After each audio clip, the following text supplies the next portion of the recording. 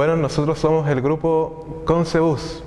Nosotros nos organizamos el año 2006 cuando entramos a primer año de la Escuela de Arquitectura con mi compañero acá y otros que ya se han titulado y no, por eso no puede estar acá hoy día. ¿Quiénes somos nosotros? Nosotros somos un grupo que hemos encontrado una problemática bastante interesante en investigar la historia de la locomoción colectiva en la ciudad de Concepción. Su historia, cómo se ha ido desarrollando, cómo ha ido evolucionando desde el tiempo, ¿no es cierto? Este proyecto en realidad partió hace muchos años atrás, en 2006, a mediados de año. Bueno, un día de taller de arquitectura, con mi amigo estábamos conversando acerca de del patrimonio y todo lo que tiene que ver con ello, y surgió esta idea, tratando en realidad de hacer algo distinto, no simplemente hacer coleccionar fotos antiguas de Concepción, sino más que nada tratar de buscar otra cosa, otra esencia en el cual también se pudiera ver con fotografías y todo, la gente pudiera, no sé, revivir algún momento, alguna época. Y bueno, ahí partió todo en realidad con un álbum de fotos y luego empezamos a recolectar todas las líneas. Claro, ¿no? Después fuimos yendo de uno por uno, conversando con las líneas de transporte, con la gente ligada con choferes. Después tuvimos acceso a los diarios, al Diario El Sur, en los archivos de la biblioteca. Después anduvimos por la UDECONCE, en el edificio del Diario El Sur, en el archivo fotográfico. Anduvimos recuperando por todos lados fotos antiguas. Así es. Y en el fondo nosotros nos llama la atención el tema de la locomoción, por un tema, como decía Rodrigo, un tema... una inquietud del patrimonio que nosotros tenemos, una inquietud del patrimonio histórico de la ciudad. Y es que muchas veces otra gente que se ha dedicado a investigar el tema se va por el tema de los edificios, que son una gran parte, claro está, yo bien lo sé como arquitecto, pero hay otro elemento del paisaje urbano que es la locomoción colectiva, que es muy propio de la ciudad. O sea, una ciudad vive gracias a que tiene un sistema de transporte público que te permite moverte en media hora, ¿no es cierto?, desde Collado, por ejemplo, de nuestra universidad, hasta, no sé, pues hasta el centro de Concepción, o hasta el mall, o hasta donde sea.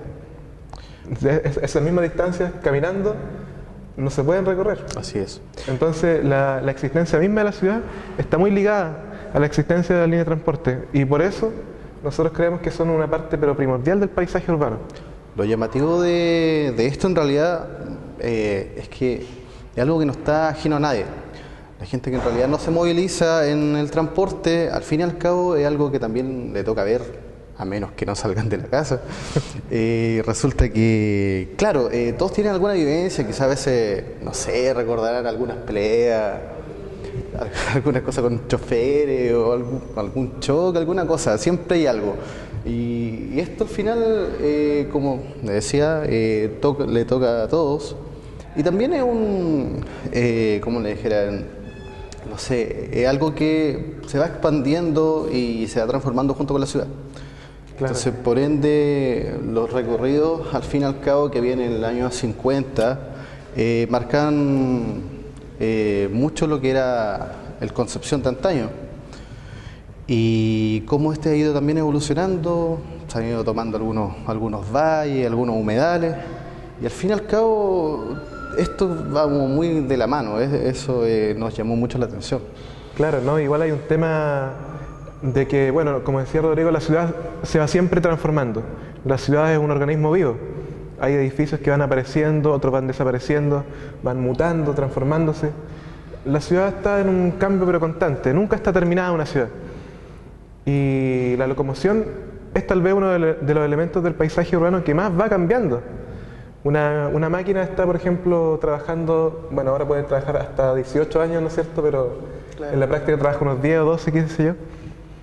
Pero se van renovando constantemente. Entonces, cada máquina es un símbolo de su determinada época, es un símbolo de determinado estilo, de determinado momento de la historia de la ciudad. Y son elementos súper reconocibles. Bueno, otra cosa es que los problemas de hoy en día en cuanto al transporte no son algo nuevo. El problema del conductor con el estudiante, de la alza de tarifa, es algo que se ha dado desde desde que comenzó esto, aproximadamente ya del año 1941, un poco antes. Y claro, uno lo ve ahora, claro, los grandes problemas, al final nos hemos dado cuenta que los problemas siguen siendo los mismos. Claro. Simplemente se ha tratado de cambiar un poco el confort, de poder viajar en una máquina, no sé, más bonita, más placentera para poder llegar a un destino, pero al fin y al cabo ha sido siempre igual. Entonces la idea de esto más que nada también hacer como una retrospectiva, pero también viendo cómo podría evolucionar bien, de una buena manera y tratando de no cometer los mismos errores del pasado. Justamente, igual, y eso toma como mucha vigencia hoy en día por el mismo tema de que en poco tiempo más va a haber una nueva licitación del transporte público. Entonces van a haber de nuevo un nuevo cambio, tal vez van a haber nuevas pinturas, tal vez nuevos recorridos, y se puede generar estos mismos problemas que hubo, por ejemplo, en Santiago con el Transantiago, que era de que había una red de transporte que estaba muy arraigada en la gente. Nosotros mismos acá de Concepción siempre escuchamos en la tele los tipos que hablan de la Tropezón, de la Pila Cementerio y todas esas Matadero cosas. Palma. Matadero Palma.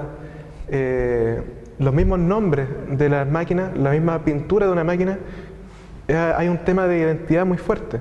Entonces, por ejemplo, si es que en Concepción se llega a eliminar, por ejemplo, que ya no existe las Galaxias, o la Vía Láctea, o la Mini Verde, que son nombres súper arraigados acá. O sea, yo voy a Talcahuano, antes yo iba a Talcahuano en las micros rojas, cuando era más chico, ¿no es cierto? Y esas son cosas que se van perdiendo y que uno puede hacer el juicio crítico. ¿Valió la pena haber eliminado eso?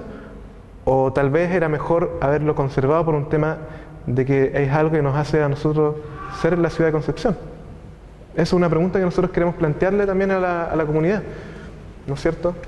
Y ahora mismo, por ejemplo, si se ha planteado la idea por parte de las autoridades de eliminar todos los nombres de las líneas de buses y hacerlo como en Santiago, por por números, simplemente. Números y lugares de destino, como aparece Claro. en el Transantiago especialmente, que solamente aparecen son los nombres de las comunas y los sectores donde va, como punto de partida hasta el punto de llegada.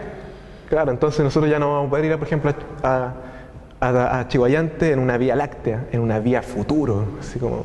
Concepción, por ejemplo, Concepción, con toda la gente que hemos conversado de afuera de otras regiones de Chile, Concepción siempre le ha llamado la atención en ese sentido de los nombres de fantasía que tienen las máquinas.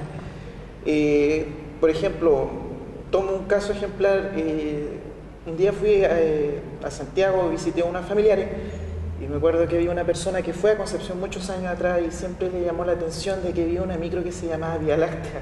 Claro. Es como extraño que un bus se llame, una línea de buses se llame Vía Láctea.